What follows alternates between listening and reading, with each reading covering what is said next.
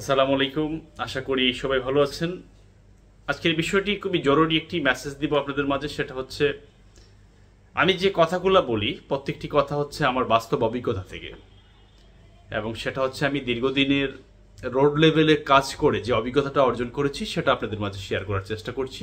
এবং প্রত্যেকটি কথা, আমি যে কথাগুলো বলবো, আমি চাই এই বিষয়গুলো আপনারা বেশি বেশি করে শেয়ার করে মানুষের কাছে পৌঁছে দেন। যদি আমার কথাগুলো শুনে মানুষের কিছু উপকার হয়, তাহলে আমি নিজেকে কৃতজ্ঞ মনে করব যে আমি কিছু করতে পেরেছি মানুষের জন্য। সেটা হচ্ছে, আমি আবারও আমার পরিচয়টা নিশ্চিত করছি। সেটা হচ্ছে যে আমি একজন সাধারণ মানবাধিকার কর্মী।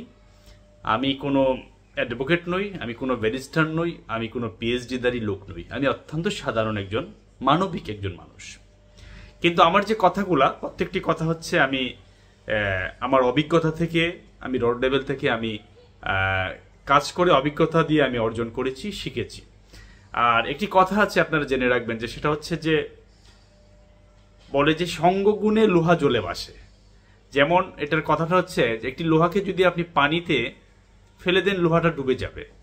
কিন্তু যদি এই লোহাটির সাথে আপনি একটি কাঠের টুকরো ওইটার সাথে যদি লোহাটি আপনি পেরেক মেরে পানিতে ছেড়ে দেন, ওই লোহাটা কখনো ডুববে না, এটা বেঁচে থাকবে। এই কাঠের সাথে এটা বেঁচে থাকবে। এই কথাটির মানে হচ্ছে এটা, যে সঙ্গগুণে লোহা জ্বলে ভাসে। তো আমি এই কাজ করতে গিয়ে ভালো ভালো মানুষের সাথে আমার উঠা বসা হয়, ভালো ভালো জ্ঞানী লোকদের সাথে চলাফেরা হয়। ওনাদের কাছ থেকে আমি শেখার চেষ্টা করি, প্রতিনিয়ত শিখি।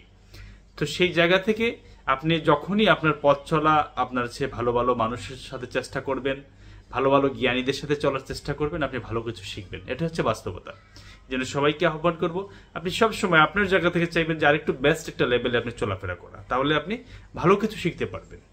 যাতে আমরা যে কথাটি আমরা জানি যে সঙ্গগুণে লোহা জ্বলে ভাসে, সেই কথাটি যাতে আমরা বাস্তবে রূপান্তরিত করতে পারি, সেটা ভালো কাজের মাধ্যমে। আমি আজকে যে বিষয়টি নিয়ে এখানে এসেছি, আপনারা অবশ্যই এখানে লেখা দেখেছেন। এখানে লেখা আছে যে মায়ের সম্পত্তি মামারা না দিলে কি করবেন। মায়ের সম্পত্তি আপনার আপন মামারা যদি না দেয়, তাহলে আপনারা কি করবেন। সেটা হচ্ছে বাস্তবতা নিয়ে বলছি। যেমন মনে করেন আপনার নানা নানি মারা গিয়েছেন। নানা নানি মারা যাওয়ার পরে নিয়ম অনুযায়ী, আইন অনুযায়ী এই সম্পত্তি, ওনার যতটুকু সম্পত্তি আছে, সেই সম্পত্তিটুকুর মালিক হবে ওনার ছেলে মেয়ে, মানে আপনার মামা, আপনার খালা এবং আপনার মা। এখন আমি দেখেছি যে অনেক মানুষই এইসব অনেক নিয়ম সম্বন্ধে না জানার জন্য মানুষ অনেক জায়গায় গিয়ে ঘুরতে হয়, অনেক জায়গায় মানুষ প্রতারিত হয়, অনেক জায়গায় মানুষ সঠিক মেসেজটা পায় না আসলে কি করণীয়। তো আমি আগেই আমার পরিচয়টা নিশ্চিত করেছি। আর আমি যেটা বলতে চাচ্ছি সেটা হচ্ছে, এটা হচ্ছে আইন, আপনাদেরকে জানতে হবে। এখন আপনার নানা নানির জীবদ্দশায় ওনারা বেঁচে থাকতে ওনারা ছেলে মেয়েদেরকে কোনো ধরনের ভাগ বাটোয়ারা কোনো বন্টন করে দেননি। কোনোভাবে আপনার নানা নানু মারা গেলেন, একটা সময় আপনার মাও মারা গেলেন। এখন আপনার মা মারা যাওয়ার পরে এই সম্পত্তির মালিক হচ্ছেন আপনারা, মানে রেশিও অনুযায়ী আপনার নানা নানুর যতজন ছেলে মেয়ে আছে সেই ভাগ অনুযায়ী আপনার মা যে ভাগটুকু পেত, সেই ভাগটুকুর মালিক হচ্ছেন আপনারা যারা আছেন, আপনাদের মায়ের ঔরসজাত সন্তান।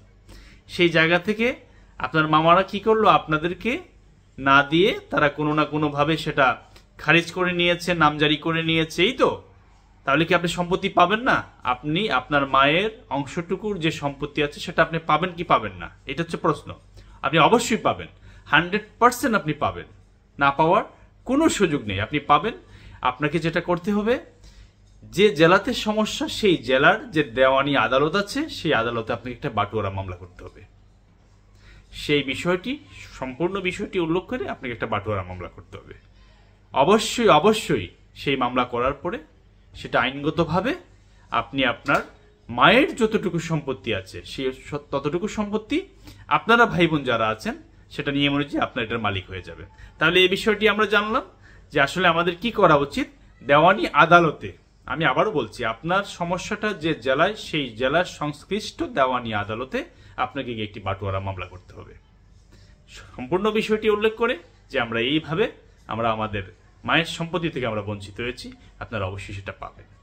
আর আরেকটি বিষয় হচ্ছে, এটার সাথে আমি অ্যাড করে দিচ্ছি, সেটা হচ্ছে যে সবচেয়ে উত্তম হবে যদি আপনারা, আমি মামলারও আগে একটা প্রসেস বলবো, সেই প্রসেসটাকে আপনারা আগে ফলো করবেন। সেটা হয়তো আমার মতো কোনো মানবাধিকার কর্মীর মাধ্যমে আপনার জেলা উপজেলার অথবা আপনার জেলার একজন যারা গ্রাম্য বিচার করেন ভালো একজন বিচারকের মাধ্যমে, অথবা হচ্ছে আপনাদের প্রত্যেকটি জায়গায় একটি ইউনিয়ন পরিষদ আছে, ইউনিয়ন পরিষদে একটি গ্রাম আদালত আছে যেটাকে রাষ্ট্র স্বীকৃতি দিয়েছে এবং রাষ্ট্রীয় নিয়ম অনুযায়ী, সাংবিধানিক নিয়ম অনুযায়ী সেটাকে স্বীকৃতি দেওয়া হয়েছে, সেই গ্রাম আদালত। সবচেয়ে উত্তম হয় সমঝোতা, কারণ আপনি যখনই দেওয়ানি আদালতের কোর্টে যাবেন, আপনাকে এটা হচ্ছে আপনার লাস্ট পন্থা। যখনই আপনি কোথাও কোনো বিচার পাচ্ছেন না, কোনো ওয়ে নেই, তখন তো আপনাকে আদালতের দ্বারস্থ হতে হবে, এছাড়া কোনো ওয়ে নেই আপনার, এটা বাধ্যতামূলক। তো সেটা হচ্ছে তো লাস্ট ওয়ে, কোনোভাবেই হচ্ছে না। কিন্তু এর আগে আপনারা চেষ্টা করবেন যে আপনাদের গ্রাম আদালতের মাধ্যমে, আপনাদের ইউনিয়ন পরিষদের মাধ্যমে সমঝোতা করে আপনাদের মামাদের সাথে বসে, যে আজ হোক কাল হোক কোনোভাবে এই সম্পত্তি আপনি আমাদেরকে, আমাদের মায়ের ভাগটুকু আপনি না দিয়ে, আপনি যে আপনার নামে খারিজ করলেন বা নামজারি করলেন বা আপনি কোথাও বিক্রি করবেন, সেই বিক্রিটা আপনার বৈধ হবে না। আজ হোক কাল হোক আমরা আমাদের সম্পত্তি আমরা ফিরে পাবো। তো সেই জায়গা থেকে আপনি অবশ্যই, আপনি আমাদের মামা, আপনারই বোনের মেয়ে আমরা, বোনের ছেলে আমরা আমাদের যতটুকু প্রাপ্য আছে সেটা আপনি আমাদেরকে বুঝিয়ে দিন। সেই ক্ষেত্রে হয়তো আপনারা একটু ছাড় দিলেন বা উনি একটু ছাড় দিল। আসলে বিকল্প বিরোধ নিষ্পত্তি বা সামাজিক যে গ্রাম আদালতের বিষয়টা, এটা হচ্ছে স্যাক্রিফাইস। হ্যাঁ, একজন অপরজনকে কিছু ছাড় দিতে হবে, তাহলে এটা সম্ভব। যদি কেউ কোনো পক্ষকে ছাড় না দেন, তখনই আদালতের দ্বারস্থ হতে হবে। তো এই জন্য আমি বলবো যে আপনারা আগে এটা ওইভাবে ট্রাই করেন, গ্রাম আদালতের ইউনিয়ন পরিষদের চেয়ারম্যানের মাধ্যমে, মেম্বারের মাধ্যমে, অথবা আমাদের মতো কোনো মানবাধিকার কর্মীর মাধ্যমে। কিন্তু সবচেয়ে উত্তম চেয়ারম্যান ইউনিয়ন পরিষদের গ্রাম আদালতের মাধ্যমে করেন। হ্যাঁ, এবং আমাদের মতো কোনো একজন প্রত্যেকটি জায়গায় মানবাধিকার কর্মী আছে, কারোর মাধ্যমে আপনি সেই সহযোগিতা নিয়ে আপনি খুবই দ্রুত আপনি আপনার মায়ের যতটুকু সম্পত্তির ভাগ আছে আপনি ফিরে পাবেন ইনশাল্লাহ।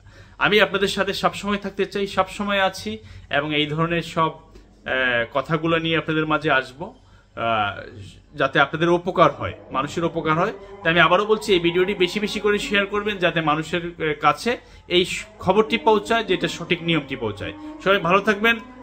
আমি সবসময় আপনাদের মাঝে ভালো ভালো কিছু মেসেজ নিয়ে আসবো, যাতে আপনারা এই বিষয়গুলো জানতে পারেন, শিখতে পারেন, এবং সবকিছুগুলো আমার অভিজ্ঞতা থেকে। যদি কোনো ভুল ত্রুটি হয় আপনারা ক্ষমার চোখে দেখবেন। সবাই ভালো থাকবেন। আসসালামু আলাইকুম।